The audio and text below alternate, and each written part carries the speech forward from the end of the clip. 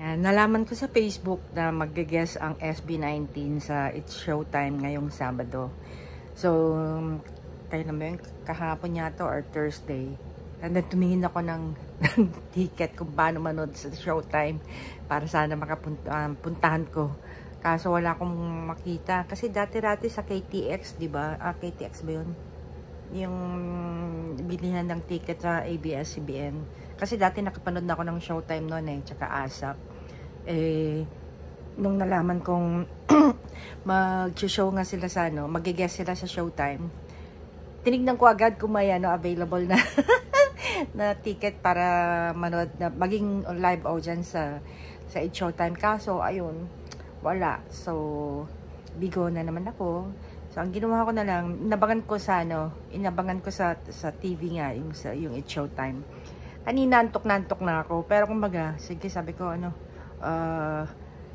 nakatutok lang sa ABS-CBN yung TV, and then pipikit-pikit lang ako. Kaso nung nag-start na yung Showtime at sila yung opening, nawala yung antok ko.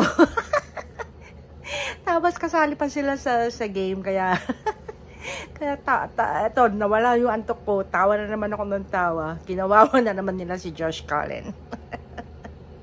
Ayan, kinuhanan ko na lang ng picture yung performance nila kasi nga gumawa ako ng reaction video dun sa dance sa practice nila ng Damn. Kaso nga nung in-upload ko na copyright ako. Kaya hindi ko siya maipalabas sa YouTube. So eto, ang ginawa ko na lang is kinuhanan ko na lang ng picture yung performance sila sa Showtime. Ayan. Siguro naman maraming nakapanood sa ating mga 18 dahil syempre lahat tayo alam natin na mag-guest sila sa Showtime. Ayan. So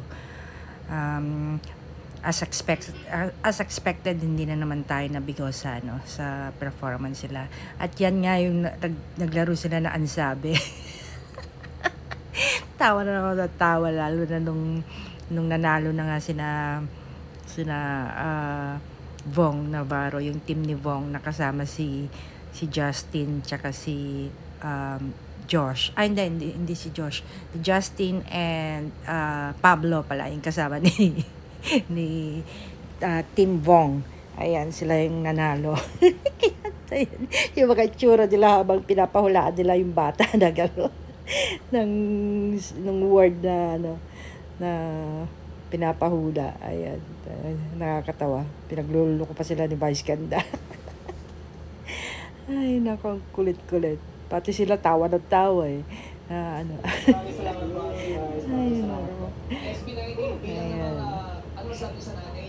Nakatatapos lang ng performance sila dyan So, habang ini-interview nga sila nung mga host ng Showtime. Ayan na yung consequence ng mga natalo. Gagapang sila sa in between the legs of the winners. Ganyan. Tawa ka na naman ako ng tawa, lalo na pagdating kay Josh nga. Ay, kukulit talaga Ay, nakita ko nga meron ng mga dates yung dates and prices yung concert nila sa US and Alberta, Canada. Pero yung sa Taipei wala pa. Alam kong June 29 yung Taipei, kaso wala pang ticket price saka wala pang ticket sales. Kaya nga inaano ko kailan kaya ilalabas yung ticket sales ng Taiwan para nga sana makasecure na agad ako ng ticket. Nakaputi pa ba din si Stel? Ay, nako. Ay, ang kulit na dito. Ang kulit. Ay, nako, Ken. Ayan na si Josh. Tingnan, dalawa. Hindi naman nadano, pero sumali pa yung dalawa.